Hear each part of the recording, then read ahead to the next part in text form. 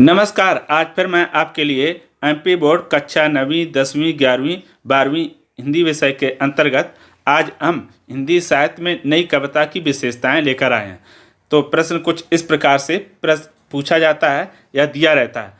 नई कविता की 4 विशेषताएं लिखिए, साथ ही इस युग के प्रमुख कवियों के नाम और उनकी एक एक रचना लिखिए। मैं एक बार फिर से पुनः पढ़ देता हूँ कि नई कविता की 4 विशेषताएं लिखी हैं, साथ में इस युग के प्रमुख कवि और उनकी कम से कम एक एक रचना लिखिए। तो इस तरह से परीक्षा में पूछे जाते हैं या फिर हमें नोटबुक में लिखते हैं। तो उत्तर कैसे लिखेंगे? आप काले पेन से पहले लिख देंगे उत्तर, उसके बाद लिख देंगे नई कविता की 4 विशेषताएं इस प्रकार हैं। अब पहली विशेषता तो दिया नवीनता का प्रयोग। इस युग के कवियों ने अपनी रचनाओं में नए विषयों, भावों, नए मूल्यों एवं शैली का प्रयोग किया है। देखो, इस युग के जितने भी कवि हुए हैं उन्होंने क्या किया?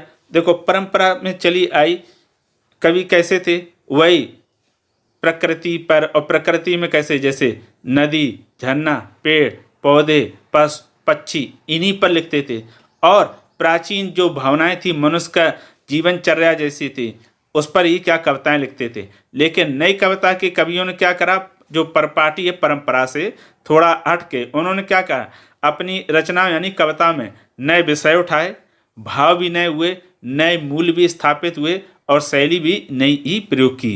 यानी कुल मिलाकर उन्होंने अपनी कविता में नवीनता लाने का प्रयास किया है। ठीक, ये हो गया नवीनता का प्रयोग, यानी नई विषय वस्तु, नए नए विषयों को उठाया गया। पहले नहीं थे। जैसे वर्तमान में मनुष्य सबसे ज़्यादा चिंता में रहता है, तनाव में रहता है, पहले नहीं रहता था। वर्तमान में टेक्नोलॉजी बहुत आ गई, उसी पर आधारित है।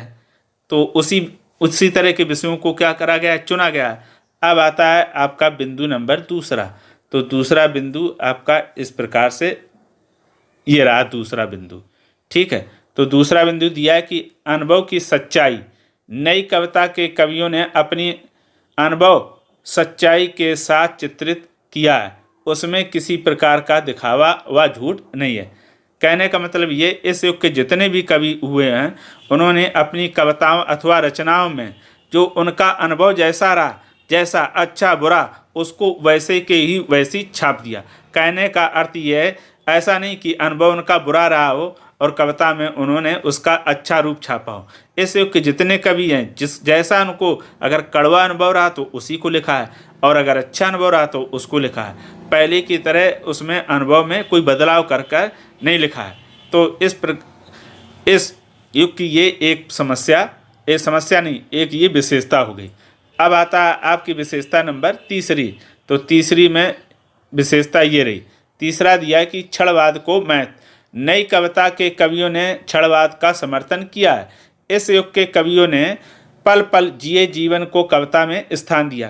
कहने का अर्थ यह है कि वर्तमान में, यानी समय कैसा चल रहा है, आधुनिक दौर चल रहा, तो इस समय के जो कवि हैं उन्होंने देखा है कि समाज में लोग क्षण को महत्व देते हैं। यानी एक एक पल वो जी लेना चाहता है। वो जैसे छोटा बच्चा है, वो भी क्या है, बड़े बच्चों की तरह, या जो बुजुर्ग हैं या जो बहुत ही मैच्योर हैं, परिपक्व हैं, उनके तरह वो अनुभव समेट लेना चाहता है। कहने का अर्थ ये कि आज का मनुष्य एक एक पल को व्यर्थ नहीं गंवाना चाहता है, वह उसे पूरी तरह जी लेना चाहता है। उसी को उन्होंने अपनी कविताओं में भी चित्रित किया। फिर आपका आता है बिंदु नंबर चौथा। तो चौथा में दिया है नए बिंबों का प्रयोग। तो नए बिंबों का प्रयोग, इस युग के कवियों ने अपनी रचनाओं में नए बिंबों का प्रयोग किया, अर्थात ऐसा वर्णन जिसका चित्र हमारी आंखों के सामने बन जाए। कहने का मतलब ये है, जो नई कविता के कवि हैं उन्होंने पुरानी कविताओं की तरह पुराने बिंबों का प्रयोग नहीं किया, बल्कि नए प्रयोग इसमें किए हैं। ऐसे बिंब यानी ऐसी कविता, ऐसा लेखन की पाठक पढ़े तो उसके मस्तिष्क में क्या हो जाए? चित्र जैसा बन जाए। जैसे हमने सेब बोला तो हमारे मन में सेब बन जाता, रेलगाड़ी बोली तो हमारे मन में रेलगाड़ी बने। कहने का मतलब ये कि इस युग के कवियों ने ऐसी कविता में उन ऐसे विषय वस्तु या बिंदु को उठाया जिसको पढ़कर उसको ऐसे लगता है पढ़ने वालों को जैसे उसके सामने तस्वीर बनती जा रही हो। तो ये देखो, हो गई नई कविता के 4 प्रमुख विशेषताएं। हमने इनको विस्तार से भी लिखा है अपने दूसरे चैनल में। उसमें नई कविता कम से कम 10 से 12 विशेषताएं दी हैं विस्तार से और बहुत सरल भाषा में। आप चाहो तो उसमें डॉक्टर अजीत भारती सर्च करके देख सकते हो, वहाँ भी मिल जाएगा, या फिर इसी के साथ में मिल जाएगा। अब फिर आता है कि नई कविता के प्रमुख कवि। तो नई कविता के प्रमुख कवि एवं रचनाएं, तो पहला देखो दिया रघुवीर साय, तो इनकी प्रमुख रचना है हंसो जल्दी हंसो। दूसरा दिया है धूमिल, धूमिल की बहुत प्रसिद्ध रचना है संसद से सड़क तक। फिर दुष्यंत साय में धूप। फिर चौथा दिया भारत भूषण ओ प्रस्तुत मन।